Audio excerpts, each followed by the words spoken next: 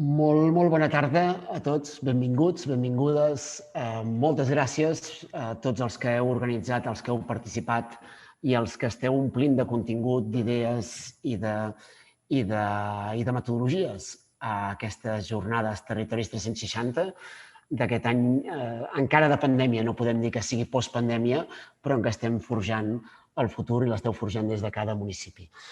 En primer lloc, volia fer un agraïment per la feina de tots els que heu impulsat les oportunitats educatives en els municipis i des de les entitats i des de les comunitats durant aquest any. La veritat és que nosaltres, quan fa un any va començar la pandèmia, vam témer que aquest seria un any perdut, potser per les oportunitats extraescolars, potser perdut pels infants que no hi podrien participar i sobretot per aquells infants en què s'eixamplarien les desigualtats i potser perdut també a nivell d'aquells objectius de construir ecosistema, d'anar més lluny, de vestir més política pública, més qualitat, més xarxa i més treball conjunt. Aquells objectius més de fer madurar i construir un ecosistema connectat i de qualitat a l'accés de tothom. I la veritat és que sí que ha estat un any de fortíssimes limitacions, en què les oportunitats extraescolars s'han vist molt limitades pels infants i pels joves, degut a les normatives i a la situació que han tingut, però en canvi podem dir ja que no ha estat un any perdut a nivell de maduració, a nivell de treball, a nivell d'impulsor i a nivell d'ambició. És a dir, ens hem trobat que per part de les entitats s'ha innovat molt, per part dels ajuntaments s'ha seguit treballant i al llarg d'aquestes jornades s'han vist totes les feines que s'han desenvolupat i com propostes inclús agosarades i de futur s'està invertint perquè tot l'aprenentatge extès, tot l'aprenentatge comunitari, no només és una necessitat de futur, sinó que serà encara més una necessitat de recuperar aprenentatges en la postpandèmia. I si en un any tan difícil hem seguit invertint, doncs això és el millor pronòstic que en el futur recollirem tot allò que hem sembrat. Aquesta sessió de la tarda, i vull ser breu per no perdre'ns res de contingut, tenim la sort de tenir a Bela, Shah i a Gislene Tasayco de la Lliga Nacional de Ciutats dels Estats Units. Són dues persones molt interessants. La Bela Shah és directora del programa Education and Expanded Learning for Youth Education and Families de la National League of Cities als Estats Units. La Lliga Nacional agrupa a més de 20.000 ciutats, o gairebé 20.000 ciutats dels Estats Units, de moltes mides diferents, de moltes realitats socioeconòmiques diferents. I la Gislene Tasayco és especialista sènior d'Educació i Aprenentatge Extès de l'Institut de Joventut, Educació i Famílies també de la National League of Cities. Moltíssimes gràcies a elles dues per posar la seva experiència, el seu saber, la seva visió i el lideratge que han desenvolupat al llarg de tots aquests anys al servei de les ciutats, dels municipis, en definitiva, de tots els que estem aprenent junts per forjar millors polítiques públiques des de l'Aliança.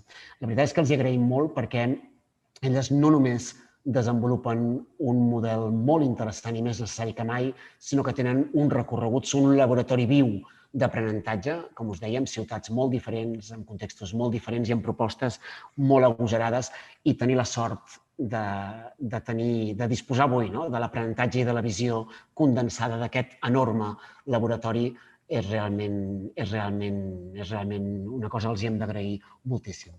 Tindrem una breu intervenció de cadascuna d'elles, no tindran tot el temps per explicar-nos tot allò que saben i després tindrem un quart d'hora de preguntes i respostes. Us proposem que llanceu les preguntes o a la capsa que trobeu al costat del xat del canal YouTube o en el xat del Zoom. I abans de res us volia fer un avís. Si esteu seguint-nos per YouTube, en el canal YouTube, trobareu que sentireu a la Gislene i a la Bela en anglès, en versió original. Si voleu sentir la versió traduïda, heu de connectar-vos en el Zoom, a la videoconferència per Zoom, que podeu trobar l'enllaç o per Twitter o a la mateixa caixa de YouTube, en el costat a la dreta, han penjat aquest enllaç i podeu passar a la versió traduïda en català. Teniu les dues, i si no, després també podeu recuperar el vídeo posterior. Molt breument per introduir el tema. La pandèmia a Estats Units com aquí va forçar el tancament generalitzat d'escoles en una interrupció sense precedents de l'escolarització. Això, com dèiem abans, ha agreujat les desigualtats sistèmiques. Són molts els reptes als que cal donar resposta per complir la promesa d'una educació de qualitat per a tots els nens i nenes, tant en bretxa digital com en suport educatiu de qualitat, en activitats enriquides, en necessitats habitacionals, d'espais de cura emocional, etc. Les escoles per si soles no poden resoldre aquests reptes i no haurien de fer-ho soles tampoc. Des de les Community Learning Hubs, aquests entorns d'aprenentatge comunitari, després ens explicaran el concepte, però han ampliat, van començar per les escoles de comunitat i ara han passat a la idea dels entorns d'aprenentatge comunitari, que per fer front a tots aquests reptes educatius es requereix acció col·lectiva, un nou nivell d'intervencions coordinades que fusionen recursos locals que ja existeixen, que poden enfortir oportunitats d'aprenentatge i també donar suport a necessitats d'infants i joves tant dins de l'aula com fora del propi edifici escolar, a tota la comunitat.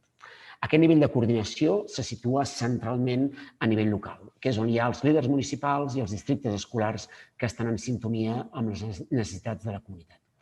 En aquest seminari ens preguntem què podem aprendre d'aquests entorns d'aprenentatge comunitari, d'aquestes Community Learning Hubs que ens explicaran avui, quines estratègies municipals són efectives i quines estructures són necessàries per garantir la col·laboració d'aquests diversos agents educatius, quines evidències tenim sobre el seu impacte a la millora de l'equitat educativa, tant dins com fora de l'escola o a les seves fronteres, i quines condicions s'han de donar per garantir que aquests entorns d'aprenentatge contribueixen a l'èxit educatiu, és a dir, com fer, quines condicions ens calen perquè siguin de qualitat, perquè siguin efectius, i el centre educatiu i l'escola, quin paper ha de tenir dins d'aquesta xarxa comunitària. Bé, com us deia, vull ser el màxim de breu, les volem sentir, estem molt agraïts i molt agraïdes per poder-les sentir i aneu preparant, aneu llançant ja les preguntes, no us espereu al final, les anirem indexant i agrupant una mica i sobretot suposo que les preguntes aniran sobre el què i sobretot sobre el com. Moltíssimes gràcies, Gislene, gràcies, Bela. Endavant.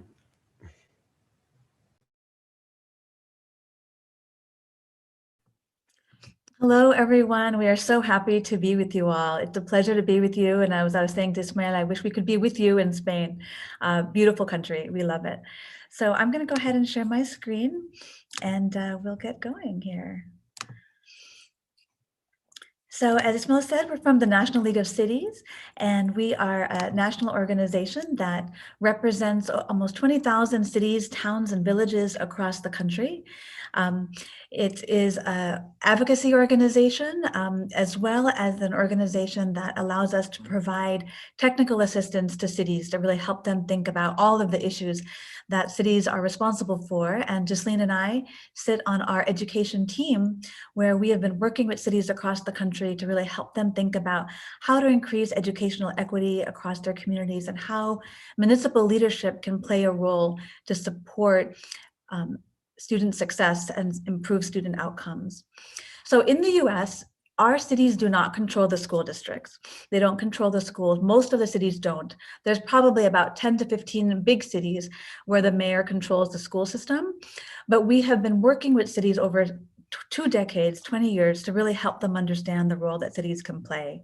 And so it's very important they understand that educational equity and opportunity will help their city be successful.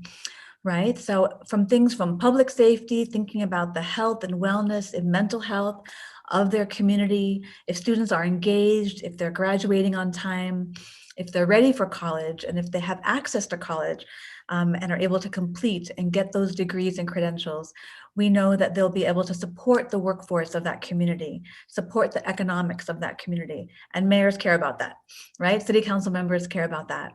You want to keep those businesses in your community. And you want to get your young people employed and get them exposed to careers so that they're able to stay in your community and participate in that workforce. So cities have begun to really understand that educational equity is key and really important for them to get engaged in.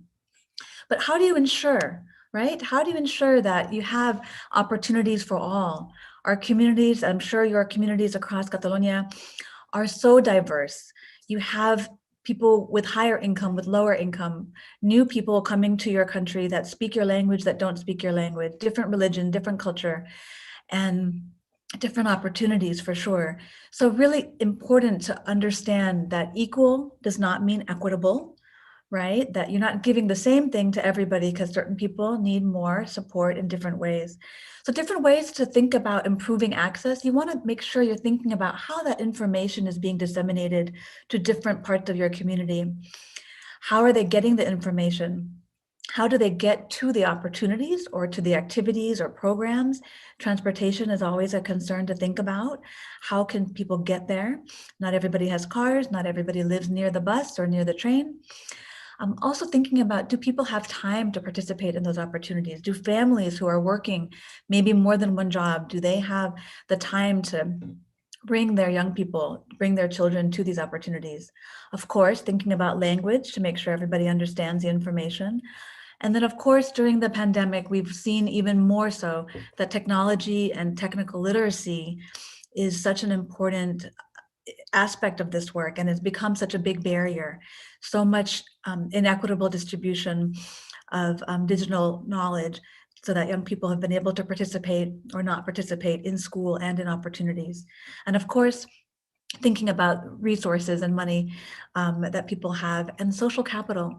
We don't talk about that as much, but social capital and really understanding who people know, who can help you get into a program, who can let you know about some information. That's also very important. So thinking about all of those different ways to make sure that the opportunities you're creating can be equitably distributed to everybody. We talk about the C's of mayoral leadership. This is also for city council leadership. I know we have many city council members on the line today. So I think about all of these different roles that mayors play, right? They can be a catalyst for new initiative, for people focusing on a certain issue. They can be champion, really speak about it vocally, let people know this is important to the community. They're certainly the commander-in-chief, and they're setting the tone and they're setting the stage about what work is going to happen. They help to convene the community, bring people together that maybe don't normally speak to each other or don't normally partner or work together. I put this word here, carrot. That means that they can give a carrot. In English, we say you're offering incentives. It could be funding incentives, or it could be just an opportunity to get visibility. And they're helping to convince people about why something is important. And in this case, it's so important for cities to take the leadership on this, to talk about why educational equity is so important. And of course, committing resources. When cities are able to actually fund programs and provide investment to support after school, community learning hubs, community schools, we've seen so much benefit. So, we began this work at the National League of Cities really focusing on after school programs, because we know that municipalities are already doing so much in this space with young people around after school. We have our parks and recreation departments, libraries, even the fire and police and environmental agencies. They're doing a lot of outreach with young people across their communities. They may not call it an after-school program, but they're already working with young people, encouraging them to think about these careers, learn about these jobs. Even museums sometimes are under the control of a city, and certainly thinking about workforce investment boards. So it made so much sense to begin with after school. And what we learned over time is that programs across a community are very fragmented. There's one program here and one program over there, and nobody talks to each other. Nobody knows which kids are going to which programs and how those students are doing. And so we have begun to help cities, I've been doing this actually for 17 years, to help cities create what we're calling coordinated citywide after-school networks, after-school systems, where a community is bringing together all of the people that are supporting after-school and summer programs for young people together to talk about, where is your program? What are you offering? How much do you charge? Which students are you accessing? How much extra space do you have in your program? And how can we create a whole system across the community so that young people have access, so families know where the programs are? So you see here, the key pieces in the middle of the slide are leadership, data, quality, and participation. Really thinking about collecting that data so you know what the needs are, and being able to even map it out visually using geographic information systems, GIS, systems to be able to plot out on a map, where are all of your schools? Where are all of your after-school programs? Where are your park and rec programs? Where are any of the other programs? And then also, where is poverty? You can get some of that data. In the US, we can get that data from the school district where they can show where some of the higher income and lower income schools are. And you can map out lots of other different elements from your police department. You can get your crime data to find out, where is more juvenile crime happening? Is it in this part of the neighborhood? And are there any after school programs near there?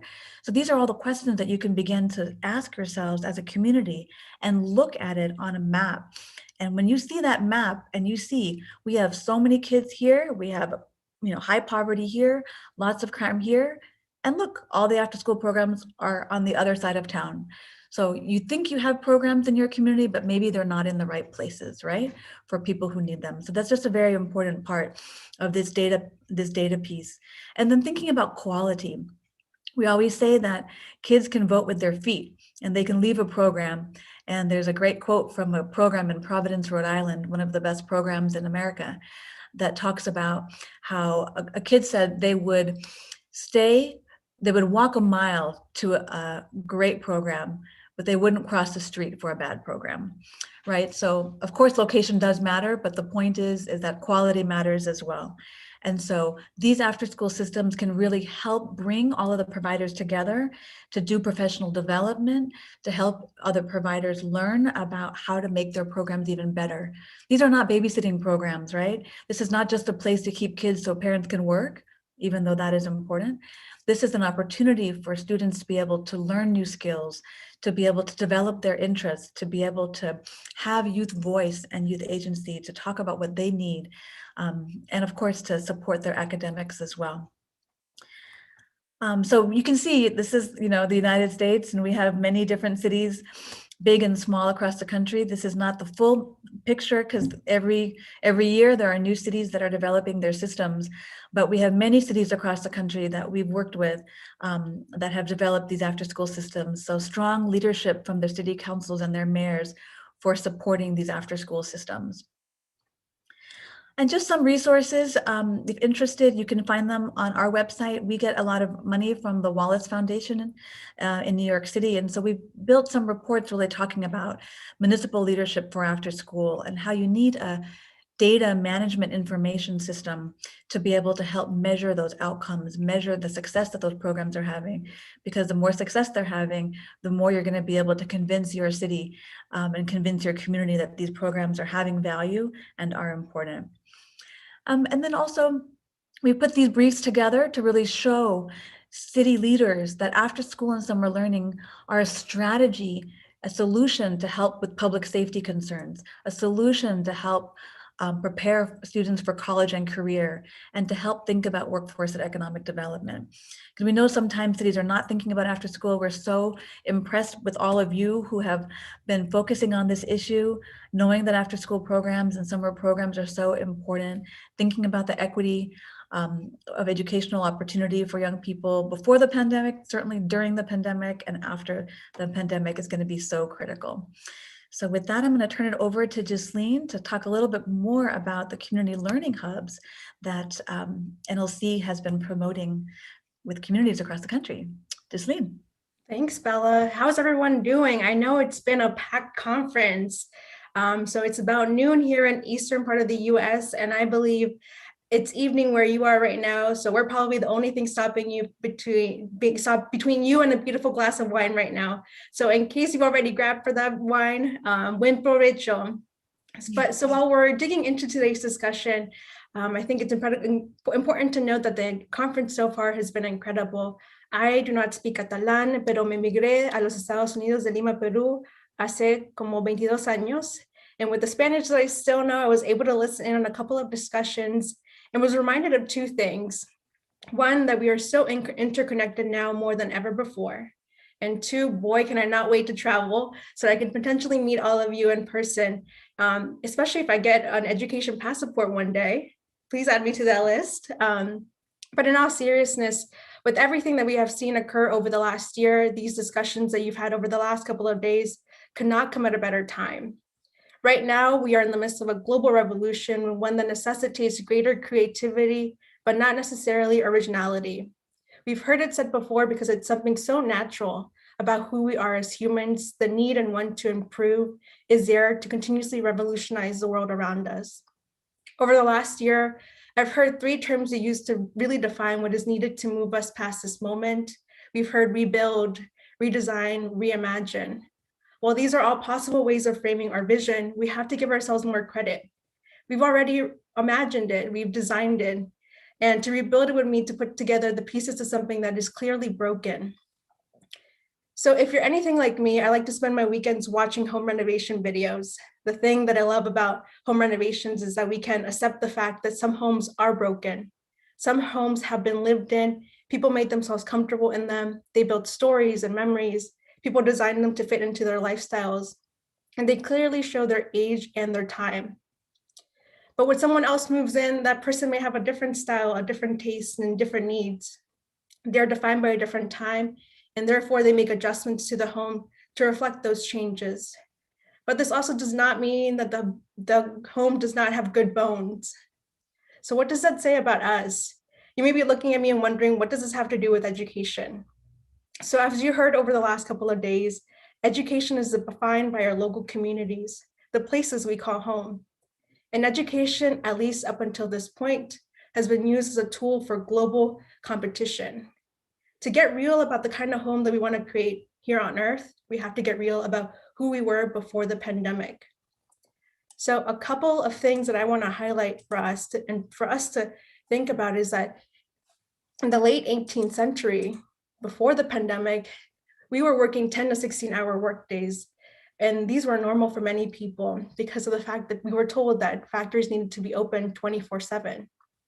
When it became clear that such long days were both brutal and unsustainable, people advocated for shorter workdays. But change did not come until 1914, where workdays were cut to 8 hours. However, in many cases, we now say we work 8 hours, but in reality, Americans work an average of 11 hours per day. And in some cases, due to the blurred lines of COVID, many more, with only about 2.5 hours of productivity. And something that does not faze me is that at this same time, when we were entering the Industrial Revolution, was also the creation of our education system. Some would say that our school today continues to reflect the needs of the Industrial Revolution, linear and repetitive. So this begs the question, are we working for productivity or working to innovate? The other thing we have to think about is that in 2019, it was estimated that the average American spent close to 11 hours behind the wheel. That's 11 hours per week spent driving to work, school, and leisure. For some students in the United States who do not have access to good schools in their neighborhood, this sometimes meant waking up 3 hours before the school bell rang and taking 2 to 3 buses. But how much time we spend behind the wheel also tells us about our contributions to climate change, which vehicles emit more than 1.7 billion tons of greenhouse gases per year. But with so much time spent behind the wheel and at work and at school, you have to wonder how much time is spent connecting to nature and the natural elements around us. Realistically, before the pandemic, really not much time. For some communities, exploring the outdoors is not accessible. As Bela talked a little bit about, the high density urban areas may not have public parks or greenery. Industrial plants may impact air quality and health. And the climate change may have already impacted some communities and made connections to nature virtually inaccessible. So there's a saying that goes, how we spend our days is of course how we spend our lives. While technology helps us connect in a whole new way, like the way we are doing right now, I'm zooming into Spain and you're getting to hear, I'm getting to connect with you in this way.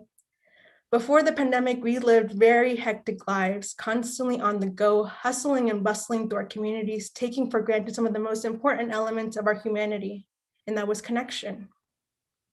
So what would it look like to renew our commitment to ourselves and our communities, one that places the learner at the center, feeding the things that are true about who we are as humans, not only for youth, but also adults, feeding our natural curiosities to be true explorers of our universe?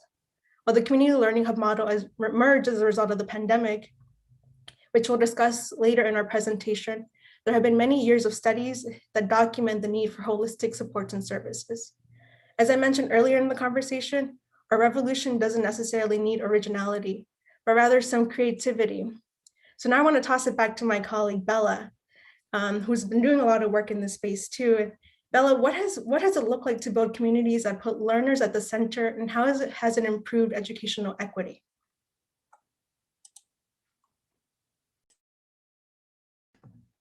Thanks, Gislene.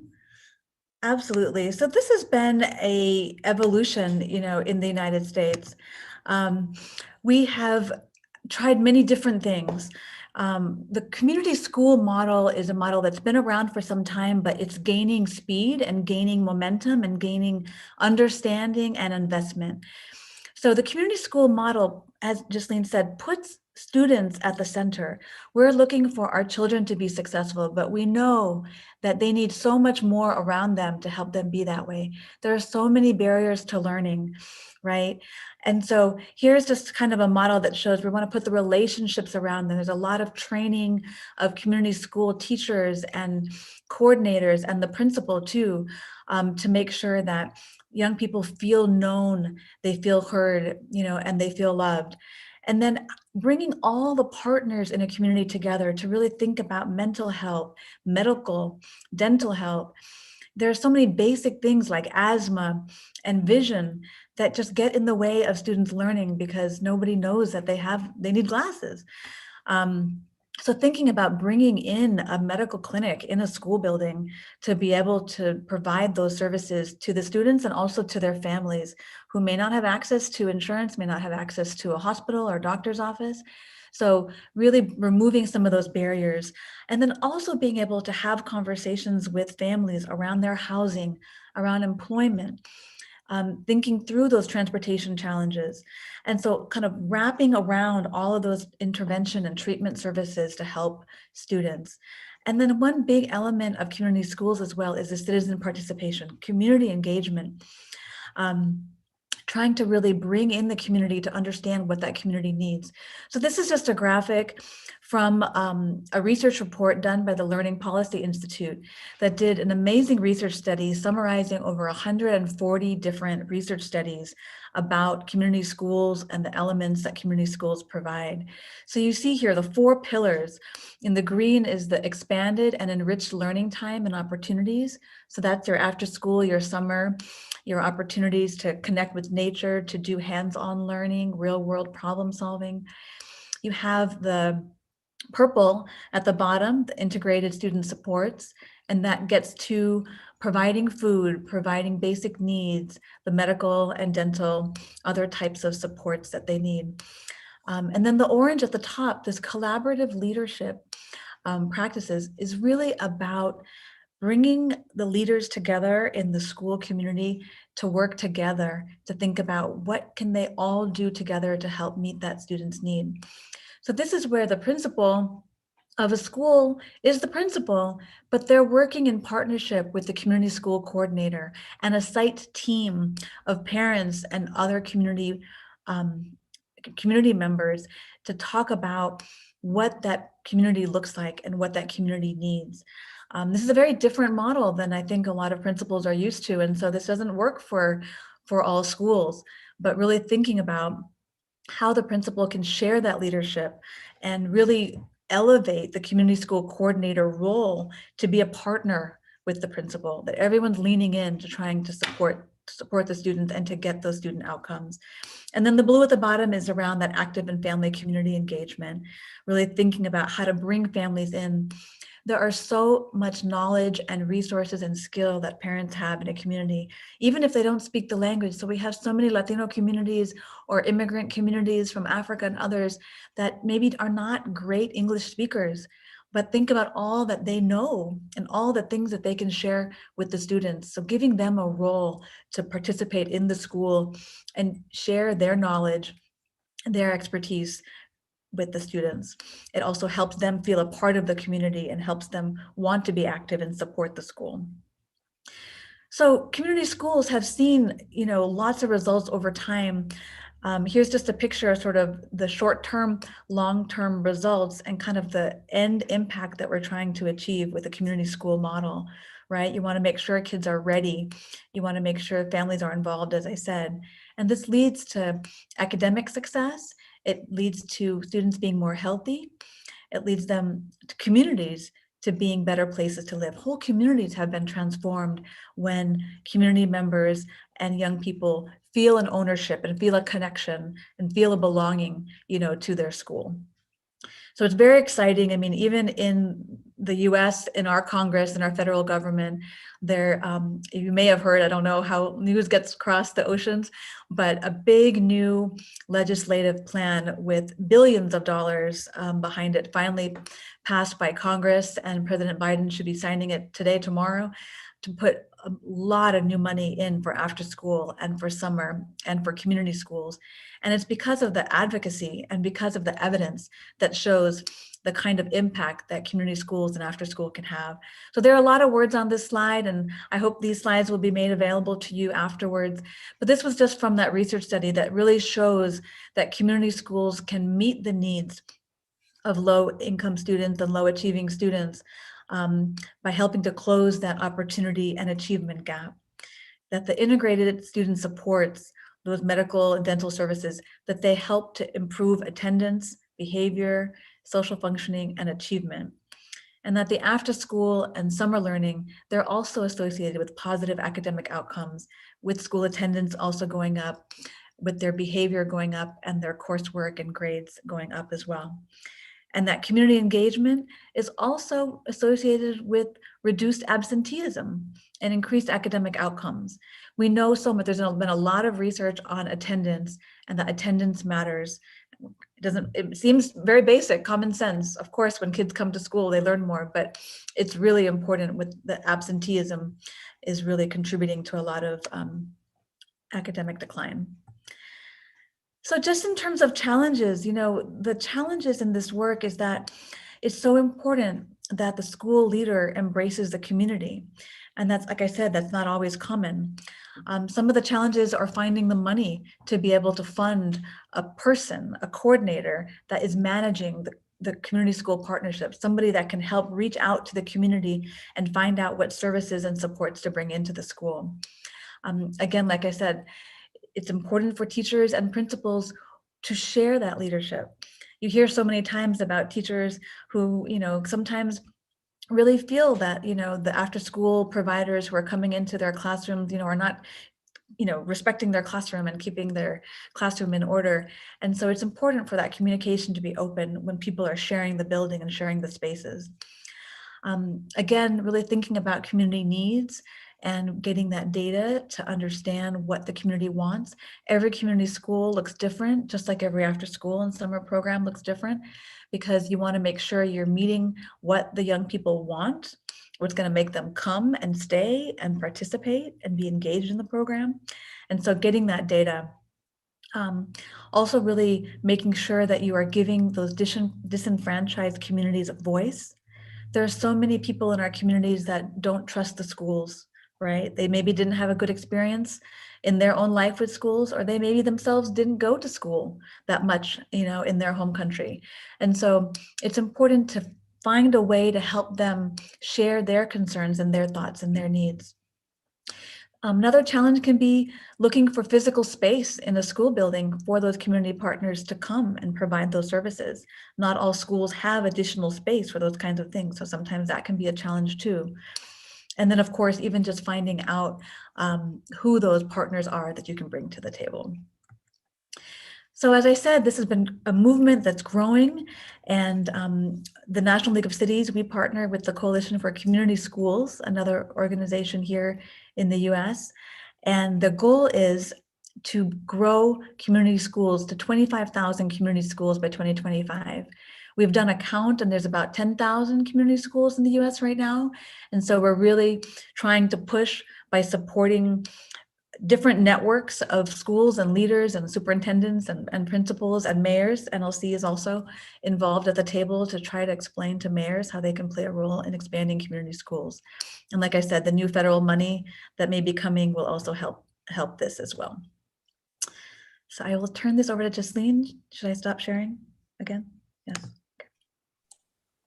Yeah, wow, Bella, you mentioned a lot there. And one of the things you mentioned was like to build community schools that we need to really start with community.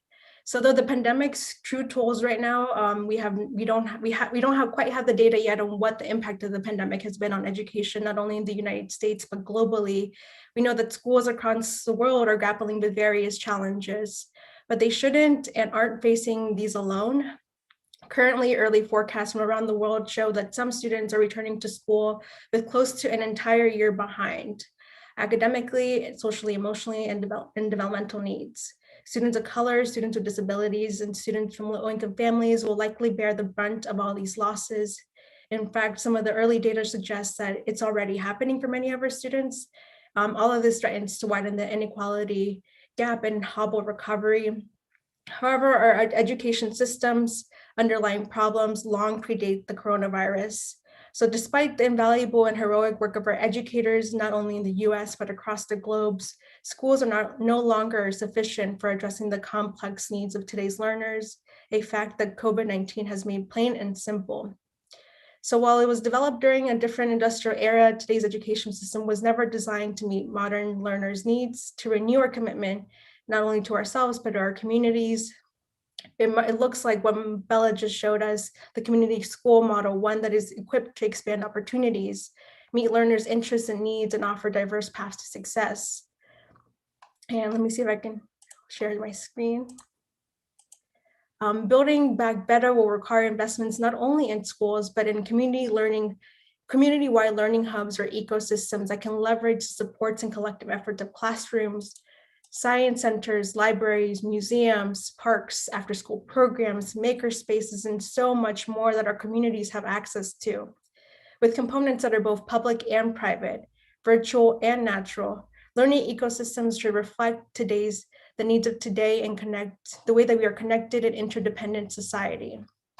The partnerships that are forged within them can spark and spread high impact innovation, support collaboration among formal and informal spaces, and educators provide opportunities for young people to solve real world problems with hands-on activities and build more equitable and resilient communities. Nearly every community contains all these components of affecting learning ecosystems right now. I saw someone in the chat box post like that Catalonia is already doing a lot of these things, and you are on the right path. Because a lot of these things that we have already. And amid the pandemic, the community learning hubs have really been a way of supporting students and connecting some of those students that Bela mentioned that might have not had technology in their home to technology in some of these spaces. I saw there's a couple of examples of places that made their libraries remote learning locations that used the recreation centers to connect students to in-person learning activities. Other places like museums ended up becoming places where students got cohorted to connect with adults, not only as mentors but also supervisors, and to also get that continued social and emotional development. During a time of a global health pandemic, putting the priorities of public health front and center were obviously the point. We wanted to make sure that cohorting students was happening so that easy mitigation of any spread could happen as well. But now we see this as an opportunity to also think about what are the needs of learners? What is our continued pathway forward? So to bring this to life, I want to show you a couple of examples and ways that communities across the country are using these learning hub models and have been doing this even before COVID-19. And again, I do want to reiterate that a lot of these ecosystems and hubs are going to be built from the community and informed by community, as Bela mentioned. So they can really be fit to whatever the community's priorities will be. Like if your priority is to become a life sciences hub in your region, you can do that. If your community is a lot of farmers or agricultural industries, becoming an agricultural hub is something you can do. And so an example of this is Kansas City, Missouri. So the community vision, even before the pandemic, was to serve as a region's tech, entrepreneurship, innovation, and arts hub. And some of the largest industries that existed in Kansas, even before the pandemic, were health sciences and advanced manufacturing. So before the pandemic, they were really investing in making sure that students had access to STEM curriculum, not only in school, but also outside of school. One of the interesting things that they were doing is that they had high school seniors partner with entrepreneurs in these industries that I just mentioned to really solve real world problems. and like ectopemic pregnancies and salmonella poisoning. They really connected students to real life opportunities and experiences and made sure that their values were the things that we're addressing and helping them move forward throughout this time. During the pandemic, they really leaned into more of their community facilities to kind of expand where students could have access to these curriculums, working really front and center with their schools. As part of a lot of this work, and Bela talked about this too, like schools are going to be the central entity and community partner that cannot be left out of these conversations or equations. Another example is more of a statewide approach that's happening between 3 different states. So Oklahoma, Kansas, and Texas has been working to develop a regional response that enables a community to respond to a climate smart decision-making by building Southern Plains climate hubs. So they, like everybody else across the world, is facing some of the catastrophic implications of climate change. And they want to be sure that they're preparing not only their industry leaders, but also their students to be able to respond to those kinds of changes and make sure that their students are leading in these conversations as well. So working in partnership with a couple of state and federal level partnerships, as well as community partners like the 4-H Club, they are developing new relationships to make sure their students have access to all of these learning opportunities. Amid the pandemic, they were able to also use some of those already existing relationships in places where they were connecting students outside of school to continue to provide students with those learning opportunities.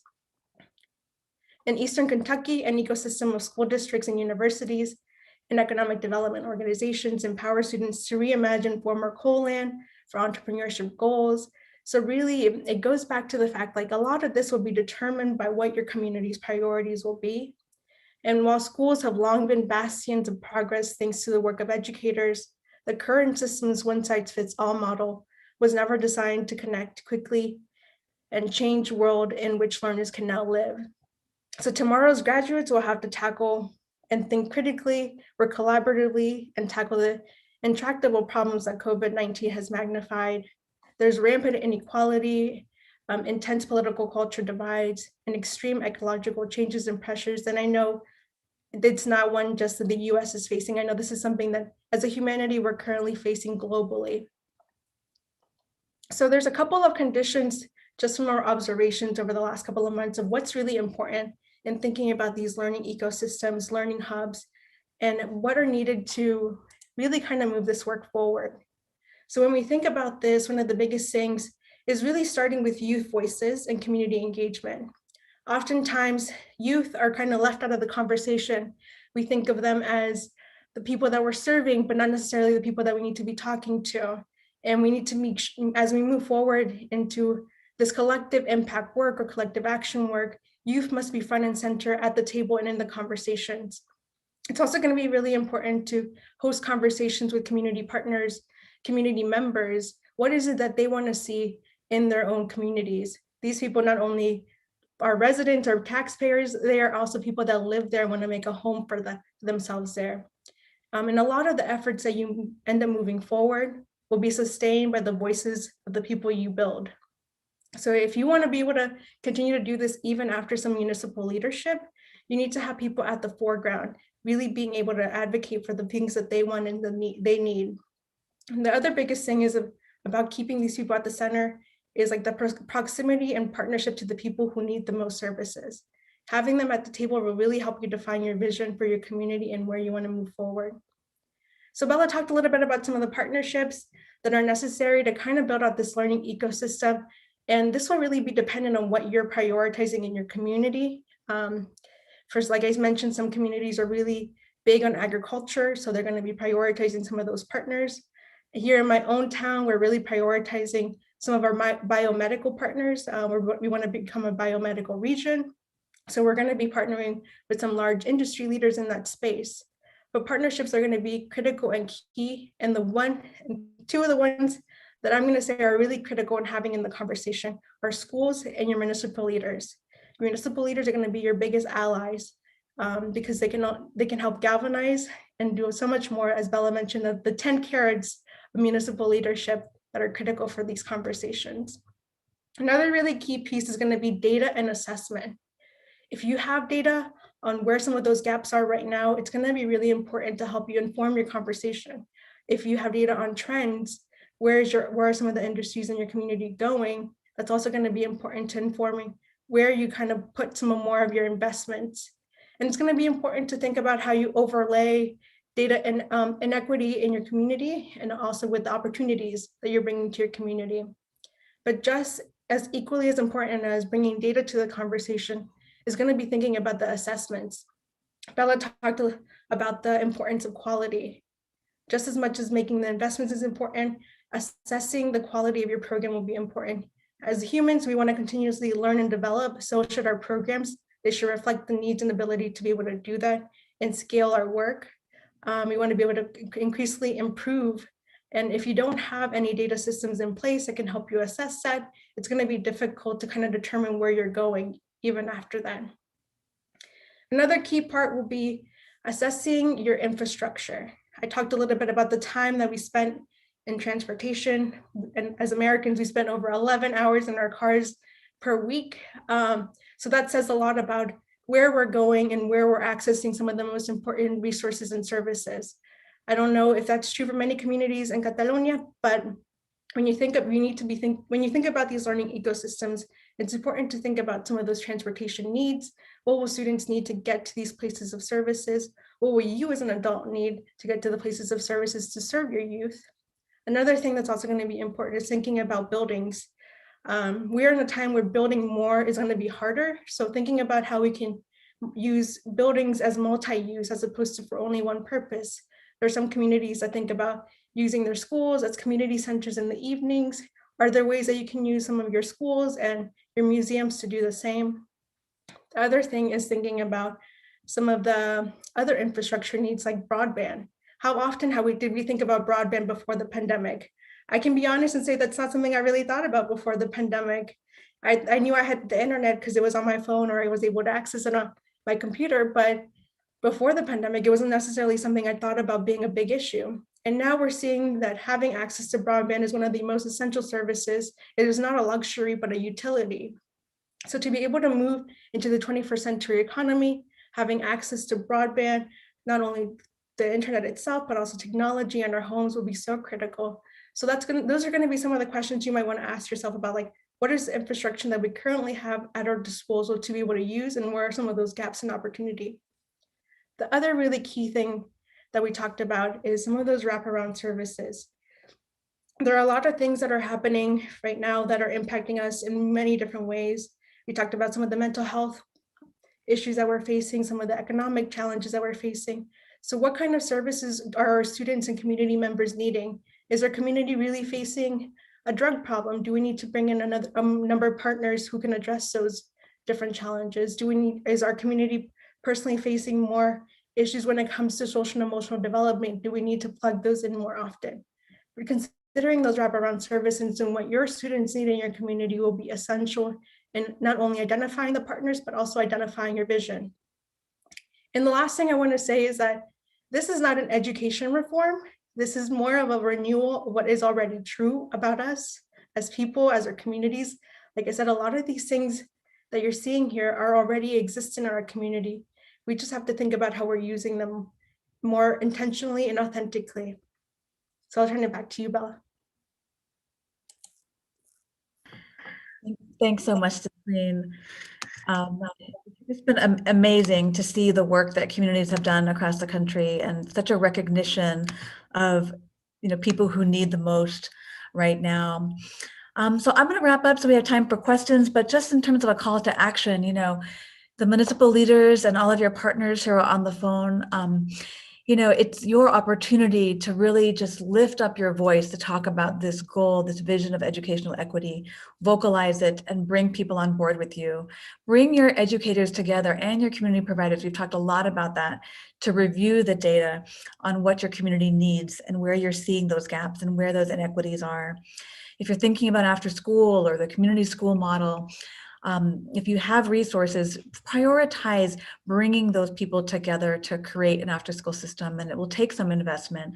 And oftentimes the city can put that money forward, bring your community foundations, your other philanthropic organizations to come together with you. Again, that data mapping piece with GIS map that I talked about is going to be so helpful. And when you're thinking about your schools and your programs, you want to make sure that your school district is hiring people who are very community minded, because of all of these pieces are so important. Focus group surveys, anything you can do to bring in more information to find out what your community needs. And then as you're building schools or building community facilities, you want to think about how you can build them with extra space to be able to allow that multi-use, that joint use that Gislene was talking about, to be able to create memorandums and flexible joint use agreements. And then in terms of building champions, reach out to some of those folks that are not typically the ones who may speak out for educational equity. So it could be a sports star, it could be celebrity, it could be a business community person, but think about who's going to listen to them, or who is someone that people will listen to, and get them on board to buy into this educational equity, because you know how much of an impact it has on the future of your community and your region. So with that, I think we'll move to questions. Ismael, take it away.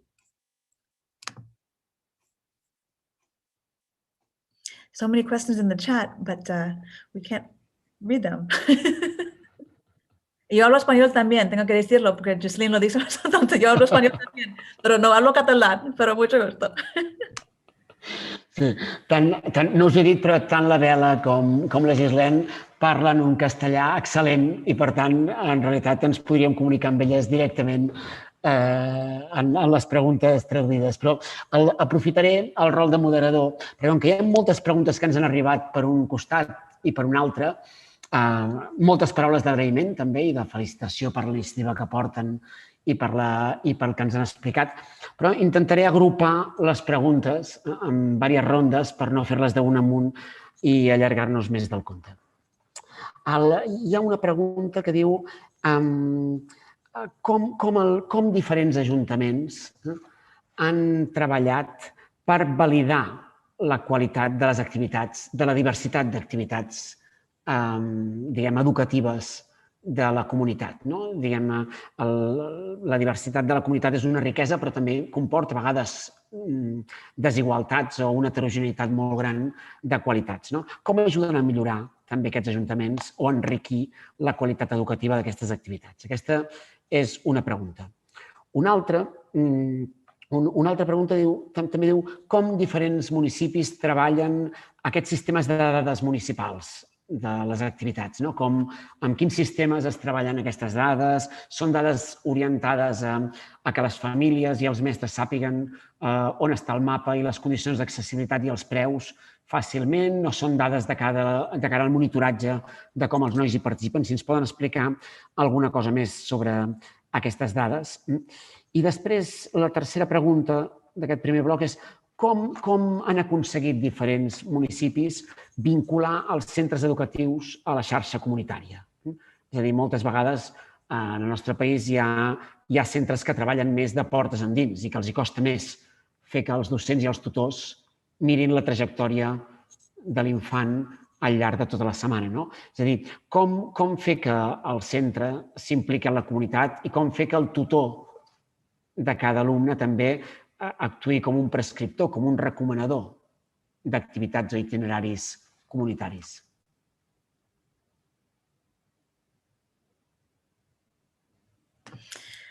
Thank you so much. Great questions. So I'll take some of the first couple ones. Maybe I'll speak to the data system one first. So yes, data systems mean many different things, right? So in terms of the location and the prices, yes, many communities have created what we call program locators. And so it's an online tool that brings all the information about where the programs are, the prices, the activities they offer. And parents are able to enter their zip code to be able to determine, I want to find a program within half a mile or 1 mile of my house, what's available. So that's been an opportunity that cities have used. And many cities themselves, the municipality themselves, have hosted that program locator on their city website.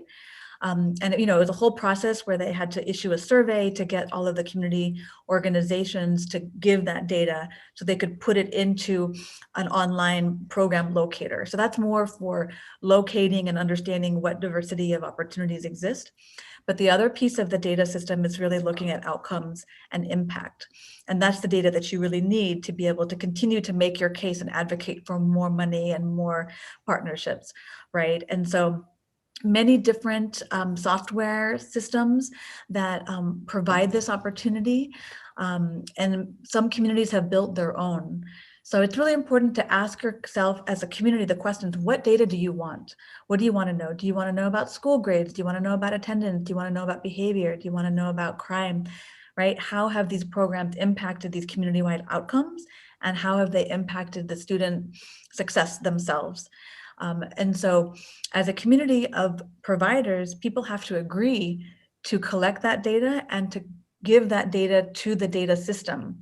They need to be entering that data themselves, or having somebody designated to do that. And there's all the questions about privacy and confidentiality, making sure that student data is kept private. But many different examples of different data systems that communities have used. Like I said, some are just you can buy and then you can work with the software developer to tailor it, and then some that communities are building themselves. In terms of enriching quality, maybe Gislene, I'll turn that one to you, since you were a provider once too. I will say that a lot of the questions that you were asking really get back to this idea that being informed by the community is so essential when it comes to how we design or define our vision. Having those people front and center in the conversation are so critical because, again, they help capture the needs of the current time. And also these are the people that build our communities for our lifetime. And they help really inform our mayors and council members. At the end of the day, they're residents, they're our neighbors, they're our friends. So they're living in the same way that we are. So they should have the same investments that we do in our communities. But really plugging in these voices helps build a movement, not a moment. And what I mean by that is like having all of these collective voices in the conversations helps us define our vision forward in a way that nobody else can change it, because it's the people speaking for themselves. We've seen a number of examples, and especially during this time of learning loss that's happening globally, a number of students have become disconnected from schools. And one of the most important things that a number of community leaders is bringing those students into the conversation. What do you need to continue to grow and develop? What can we do to support you? And having those intentional relationships with students and community are going to be so important.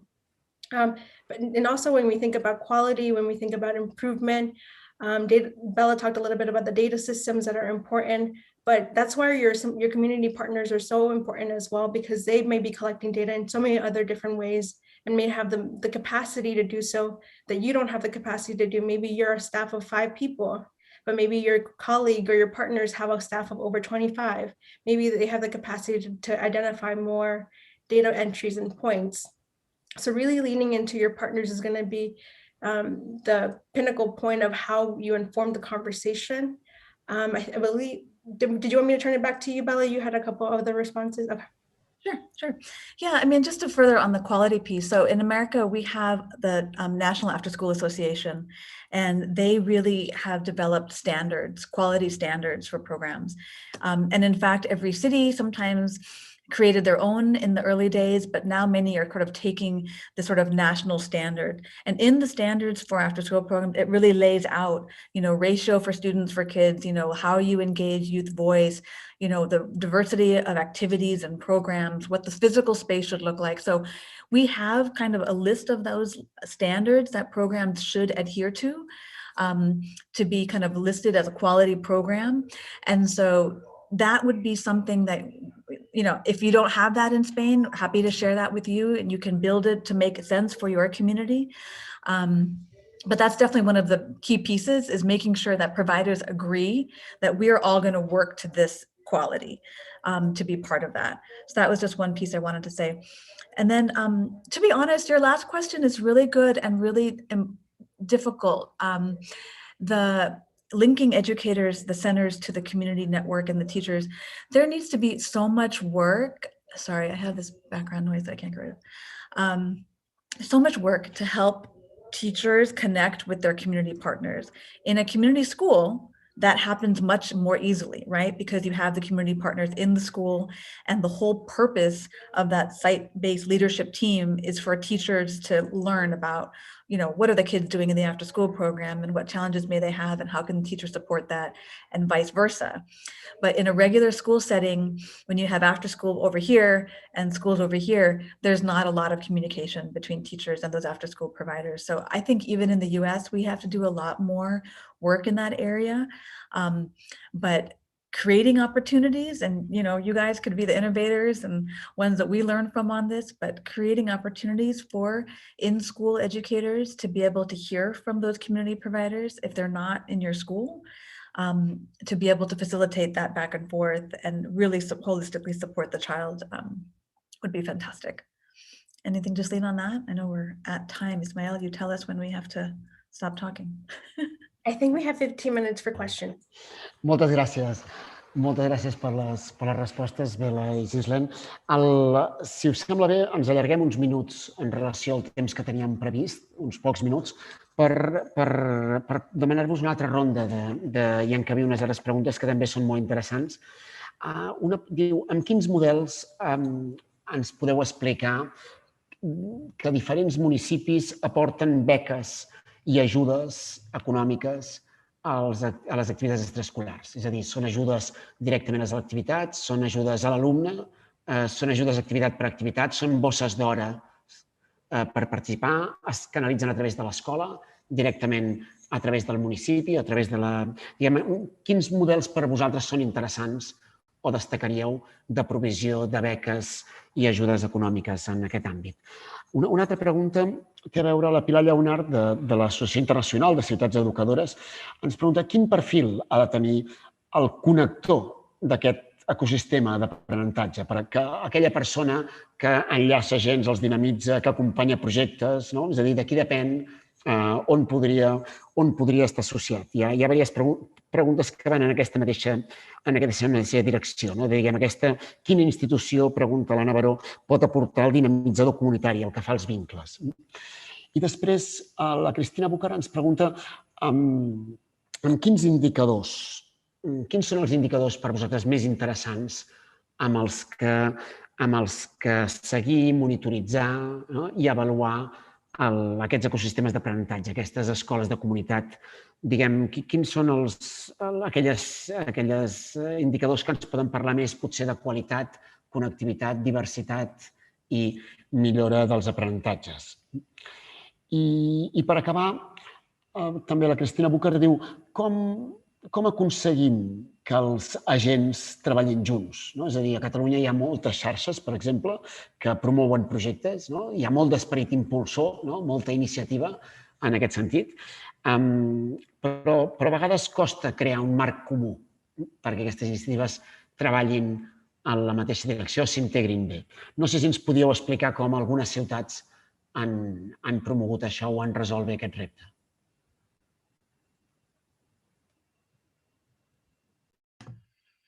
Fabulous. Wonderful, wonderful questions. We could talk for hours and hours. So I'll start, Gislene, if that's okay. So on the models of scholarships, I guess I would say that I don't think of them as scholarships as much, though maybe there are some places that have scholarships. I think of it more as investments that cities are making in the programs so that the programs can be free or low cost. So there are some programs that, or there's some communities that are giving, I guess I'm not as familiar with places that are giving like scholarships to students, but certainly there are many cities that are investing in after-school programs where the city will give money to the community-based organization. We have the YMCA and Boys and Girls Club. Those are like the big organizations that do a lot of after-school programs, but there's many small ones as well. And then even within the city government, they have, through their park and recreation departments, they have a lot of after-school programs, public programs. And so those are more where, it makes it low cost or free, or what they call a sliding scale. So depending upon your family income, you pay less. to be able to participate. And so you wanted some models. So in Nashville, Tennessee, they have the, they call NAZA, N-A-Z-A, the Nashville After Zone Alliance. And in Providence, Rhode Island, they have the Providence After School Alliance. And these are citywide networks, citywide systems that have really brought together programs to be able to deliver the programs to the schools or at a community site to be able to deliver programs, and they're no cost to students. You know, you have eligibility based on income, so these programs are typically serving the most low-income students and the students most in need. So I hope that helps. I mean, so many cities are doing that. Los Angeles, they have a big program coming out of the Los Angeles mayor's office in California, and all of those programs are free. They serve 25,000 students across the city of Los Angeles. They receive money. Most of the after-school programs, I should say, in America have funding from different places, and they put it all together, right? So they're getting money from the federal government. We have over $1 billion. This is before the new money that just is going to come today, but over $1 billion in grants that come from the federal government to the states, and then local programs apply to their state education department to get money for after-school programs. And then you also have city investment, and then you can also get foundation money from private philanthropic dollars. So there's a mix, and many of those programs are really targeted on low-income students and on this question of equity. And so they try to offer the programs for free. I hope that helps. And in terms of questions around a profile, like what institution can be the community driver, I think that's a perfect question for today.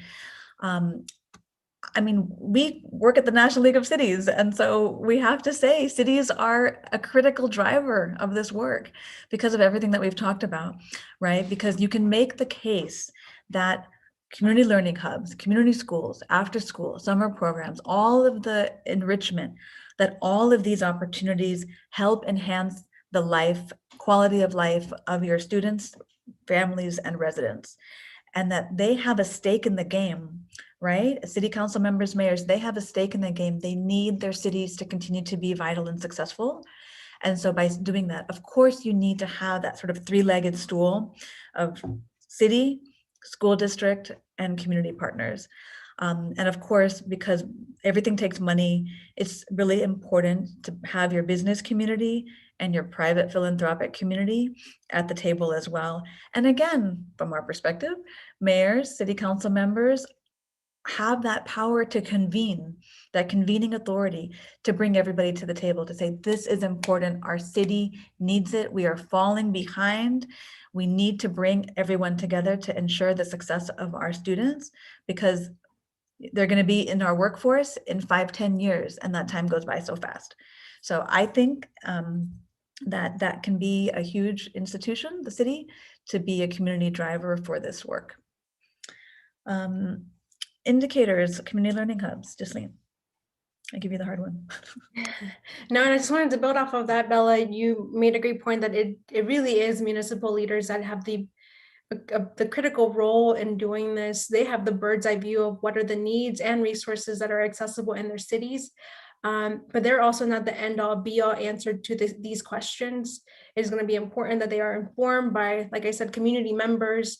And so I'm going to share a couple of the examples that we've seen emerge throughout the pandemic, in addition to the ones I shared that are really front and center for me personally, as I think about where this model was used during the pandemic and how it can be used even post-pandemic. So as many of you may have seen during the coronavirus, the United States faced some racial tensions. In particular, there's one city who faced a lot of those, and that's the city of St. Louis, Missouri. They're rewriting their story now and telling us what they want to see in their communities happen. We saw what happened there this past summer in 2020, but they want to tell a different story and how they move us forward.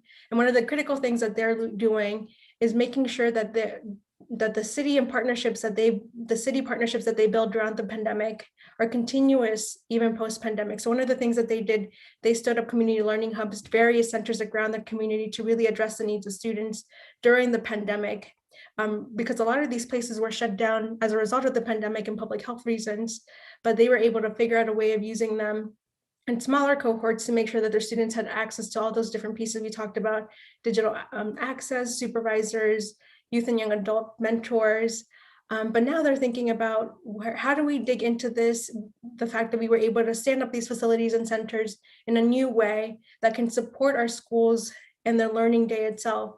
So they're thinking about how do we bring civic engagement into these different facilities. So a lot of the students are working in partnership with their school district and these community providers to think about civic engagement and how students can address social inequalities and racial tensions with after-school curriculums.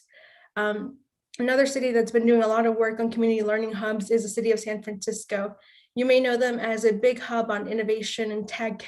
When we think about Silicon Valley, you probably think about San Francisco. The mayor there has been an incredible asset in thinking about how do we redefine the learning day itself, not only supporting students during the pandemic, but now that we've seen that this is possible, to make sure that students have access to resources inside and outside of school. What other ways can we tailor these resources? In both cases, the mayors have played an integral part and role in defining the vision, again, in partnership with community partners. The other thing I do want to talk about is the fact that if this is something that is what we want to use to define our history, our story, it is something that we can push forward.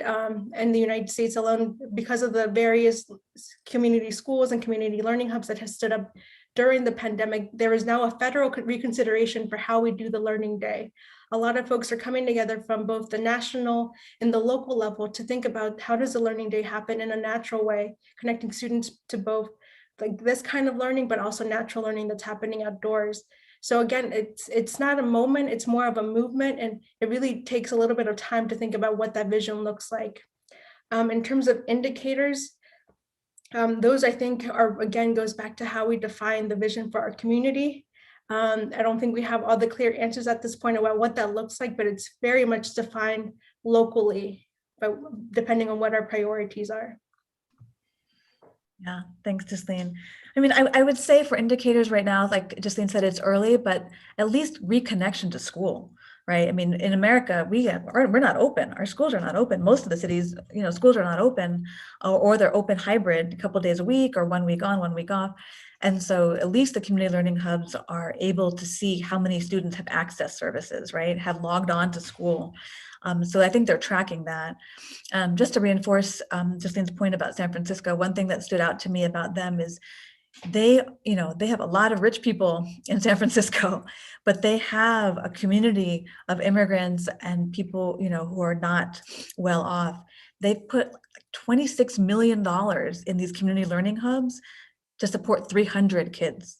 Like 300 kids is a pretty small number for the amount of money that they're putting in. And they're telling their wealthy residents that they can't use the library because the kids are in the library.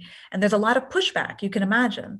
I just think it's a very interesting story. There's a lot of pushback, like we pay taxes, we own these libraries, we should be able to come in. And the mayor and the city agency directors are saying, no, our kids need this more. And so this is a real interesting story about how to prioritize kids, and a very clear example of prioritizing equity, right? Not equality. In terms of your question about common frameworks, I think the framework is essential. To do any of this work, that's exactly what you need. You need to have a clear vision and a framework around why are we bringing partners in and what role can each partner play. So I know I've talked about Providence and Nashville, but also Grand Rapids, Michigan is a city that we've worked with for many, many years. And to really have a framework around after school, as well as how to partner with the schools, and as well as thinking about post-secondary and like kind of that whole education continuum. In Denver, Colorado, they've also been very thoughtful and intentional about what after school looks like. And one piece we didn't get into that much, but is critical, is the social and emotional learning, the social and emotional health, well-being of students.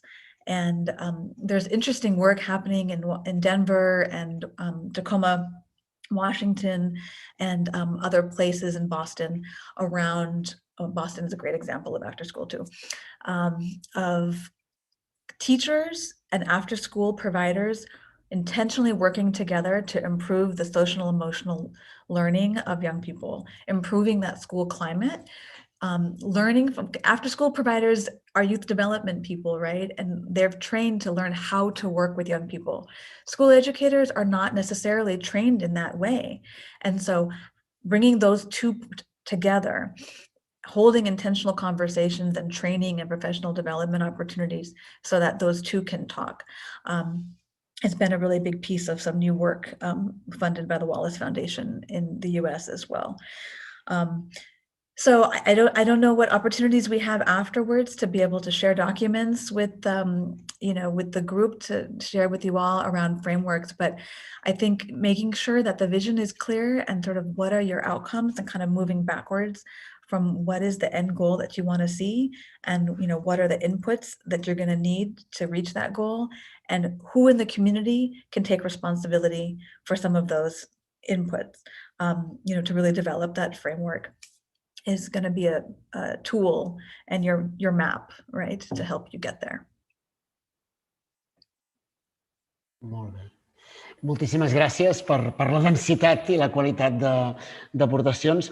Jo no em resisteixo, hi ha moltes preguntes que queden fora, però no em resisteixo a una darrera pregunta que encara que la respongueu d'una forma molt breu, que és molt important al nostre país. El nostre sistema educatiu té qualitat. La veritat és que tenim moltes activitats, una riquesa enorme d'activitats extraescolars, no un ecosistema, com estem parlant encara, prou connectat, però el que és veritat és que el gran problema educatiu al nostre país és un 20% d'abandonament escolar prematur, de school dropout, que es diu als Estats Units. Un de cada 5 joves no continua estudiant i abandona l'escola.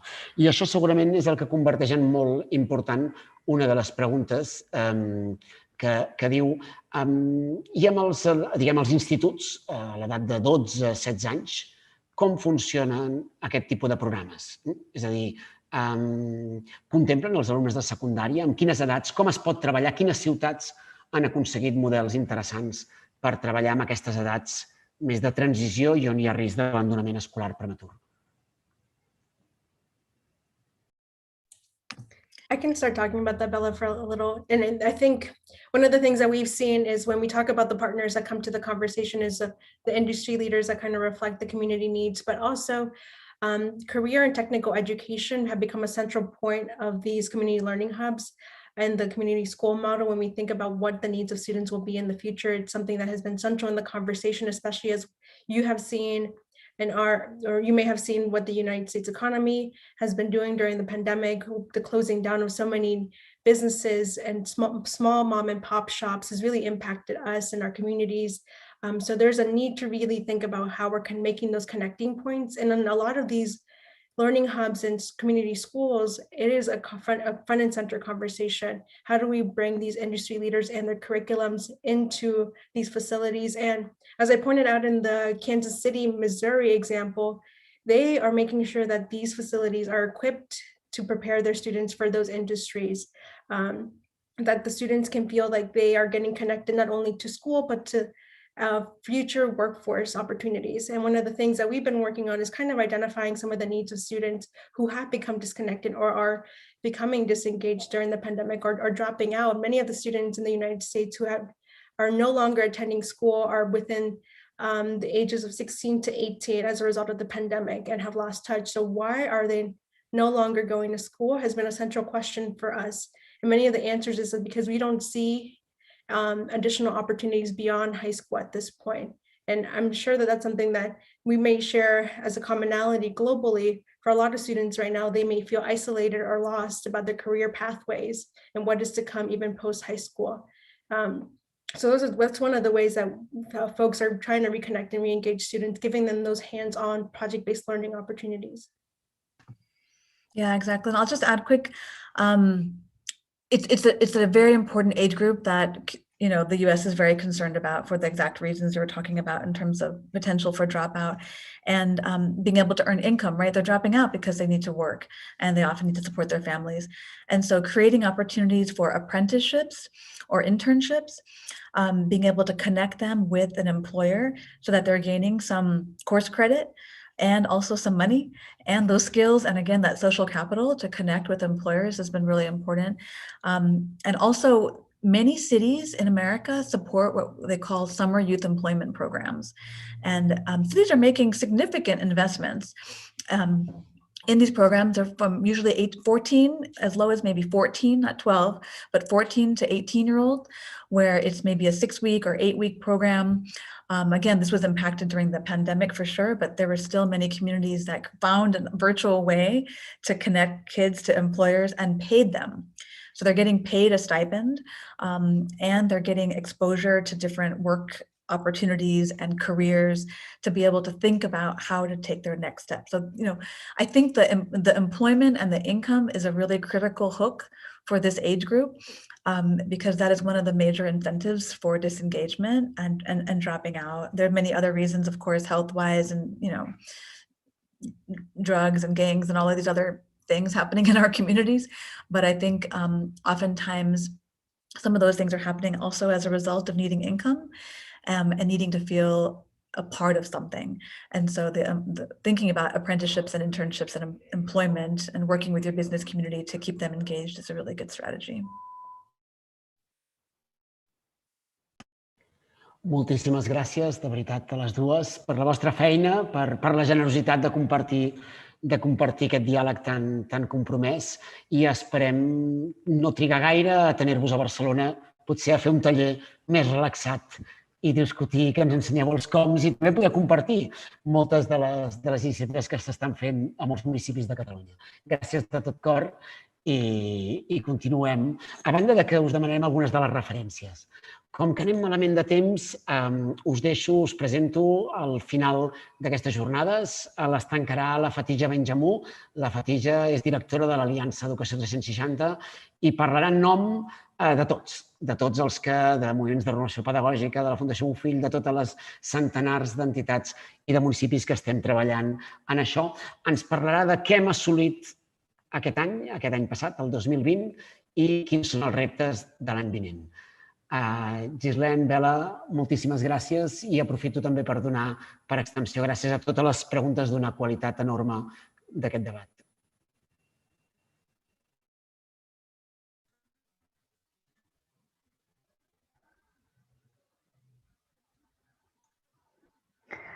Bona tarda, moltíssimes gràcies per totes les reflexions, totes les aportacions que ens heu fet, Bela, Gislene, Ismael. Ara cal sedimentar totes aquestes aportacions i veure en el nostre context com podem anar cap a un ecosistema educatiu més integral, més holístic, que respongui a les necessitats educatives. Com sabeu, ara és el moment de fer balanç del 2020 i de proposar-nos noves fites per aconseguir que tots els infants i adolescents puguin gaudir d'experiències d'aprenentatge reptadores tant dintre com fora de l'horari lectiu. Enguany, com sabeu, aquest balanç l'hem volgut fer de manera col·lectiva, copsant les vostres opinions, activitats i reptes. De fet, com us vam dir també a la inauguració, per fer-ho possible, us vam enviar una enquesta a la que vau respondre gairebé el 70% dels 310 socis actuals de l'Aliança. Quins titulars ens aporten les dades que hem recollit a través de l'enquesta? Aquesta enquesta que ha volgut, sobretot, fer visible aquesta resiliència col·lectiva que tenim com a aliança i quins són els reptes sobre els quals hi ha hagut més consens. Pel que fa als titulars que es trec de la gran quantitat d'activitats que hem desenvolupat, hi ha 3. D'una banda, la voluntat que el confinament no esdevingués aïllament per a milers d'infants i famílies i que la pandèmia, per tant, no fos un parèntesis per l'educació. El 90% dels agents que heu respost a l'enquesta, ajuntaments, centres educatius i entitats, heu impulsat 1.100 activitats en perspectiva 360. I ho dèiem a la inauguració de les jornades.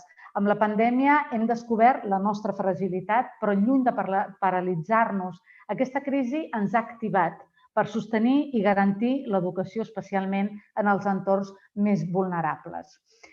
I val a dir que en la major part dels casos no ho hem fet sols, ho hem fet en aliança amb d'altres, amb organitzacions de naturalesa molt diversa, demostrant així que junts som més forts i més resilients. Tal com dèiem ahir, de fet, Segur que es podria haver fet més i millor, i això amb alguns de vosaltres ho hem parlat i en alguns casos ens heu fet arribar encara informació extra, però el que vull destacar és que davant d'una situació d'emergència i d'urgència educativa com l'actual, hem estès la mà i hem ofert més educació. Un segon titular a destacar, que tots els infants i adolescents es mereixen un estiu memorable. Entre tots hem contribuït a que l'opinió pública l'any passat i en l'estiu del 2020 descobreixi l'estiu com un espai d'oportunitats, però també com un espai de desigualtats educatives. Gràcies a la vostra acció, les activitats d'estiu van arribar a 55.000 infants i joves que han participat, com us deia, durant l'estiu del 2020, contribuint així amb aquestes activitats a la recuperació emocional, però també a la recuperació d'aprenentatges. I hem situat en força aquest tema, perquè no és només un tema vinculat a l'estiu del 2020, la pèrdua d'aprenentatges es dona estiu rere estiu. Ara tenim el repte de passar d'un estiu distret per a alguns infants a un estiu memorable, un estiu a recordar, en el que tots els nens i nenes i adolescents aprenguin i es diverteixin. Molts no tenen ni casa a la muntanya, i també sortia aquest matí a la taula que hem fet, ni tampoc tenen recursos per participar d'activitats enriquides. Però nosaltres tenim la responsabilitat, i sé que molts ajuntaments, moltes entitats i molts centres hi estan treballant de valent per fer-ho possible, tenim la responsabilitat que això canviï, de desplegar accions i polítiques que garanteixin un estiu de qualitat per a tothom. Una falca publicitària.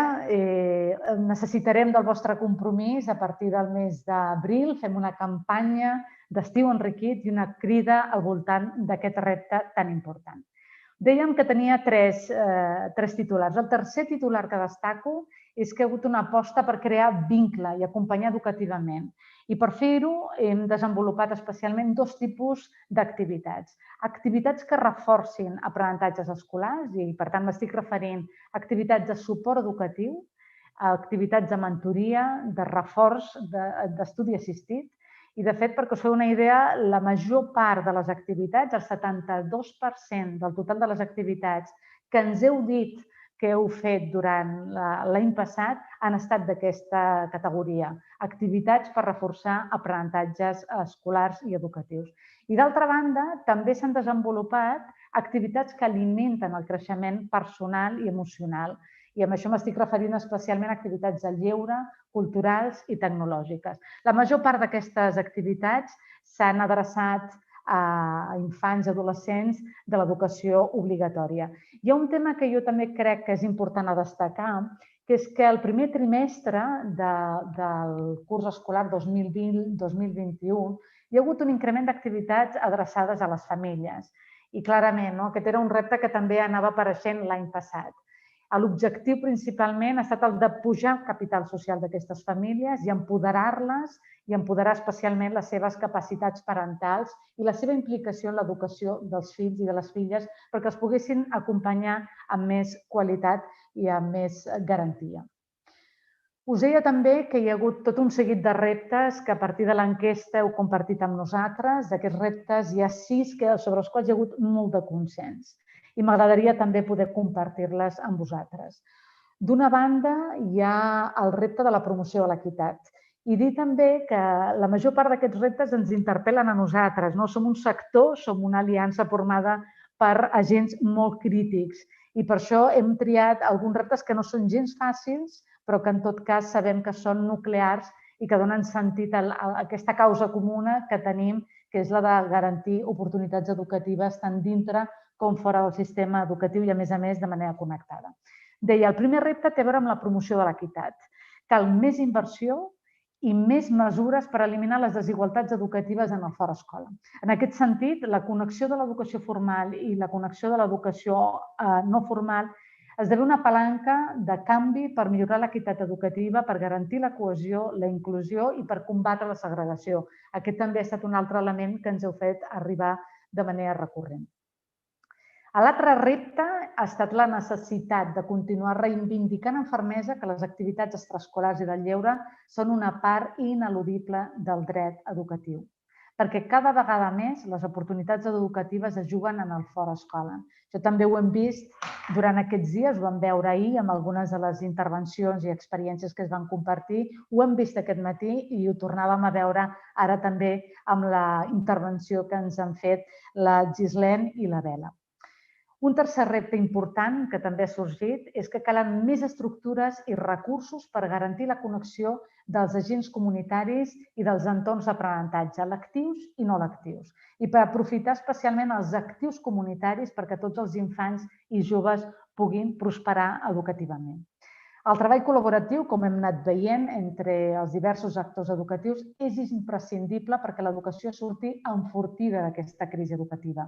En un entorn canviant com el que tenim i complex, com el que ens ha tocat viure, però també com el que tindrem en els propers anys, necessitem de lideratges que cooperin entre ells, d'aliances público-privades que ens ajudin a recuperar la confiança en el futur i articular propostes amb visió compartida entre diversos sectors. Sectors com el cultural, com l'artístic, que també han fet una passa endavant, com sabem, i que també volen oferir les seves activitats per millorar el desenvolupament i el creixement educatiu de joves i d'infants. Les comunitats educatives han respost a l'emergència educativa i això també ho hem vist durant aquests 2 dies. Ara cal inversió, per tant, i cal una aposta ferma en clau de política educativa.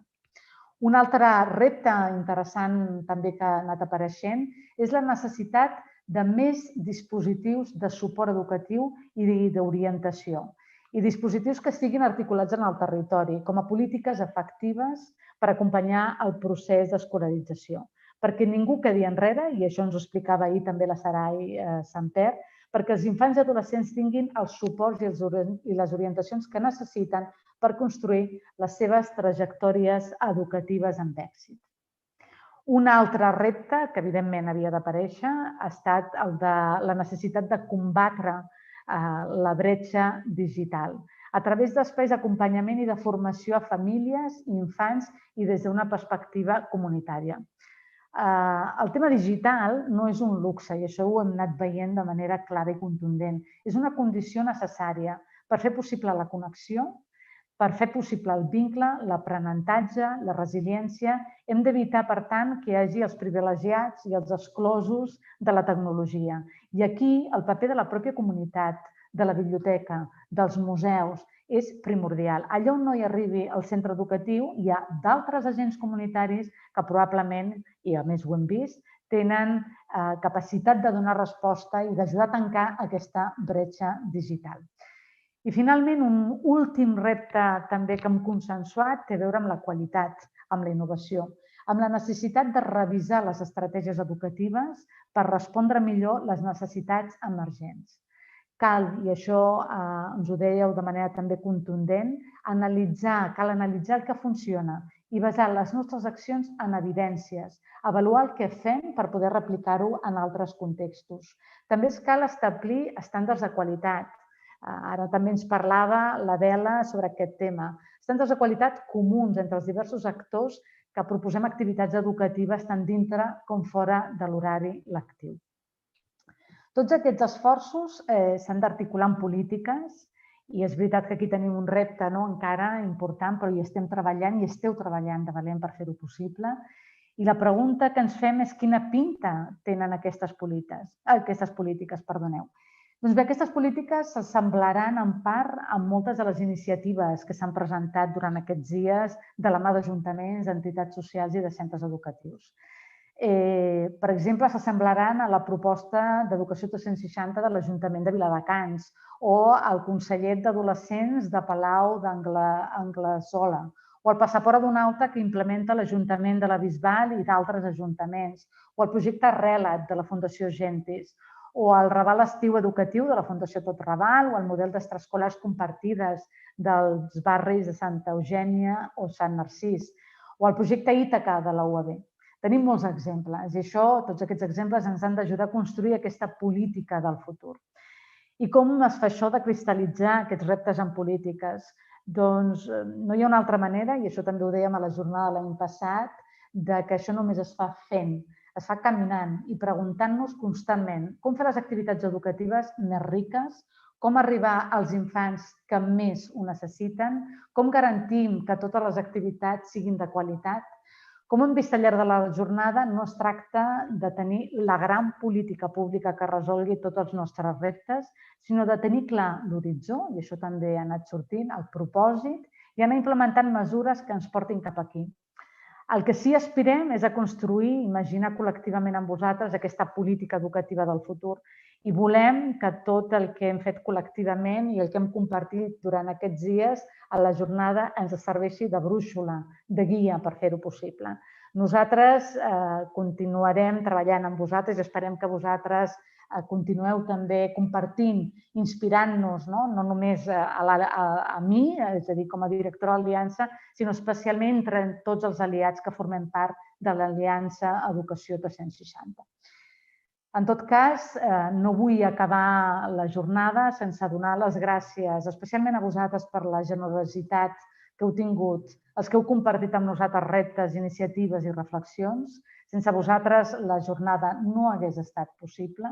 També moltes gràcies als companys i companyes de les xarxes territorials de l'Educació 360 que ha fet possible les jornades, l'Albert, l'Ester, l'Òscar, la Teresa, la Xènia i especialment moltes gràcies al Pep Prats i a la Núria Dunyó, que tot i estar sovint a l'ombra, també han estat una part molt important de l'ànima d'aquesta jornada.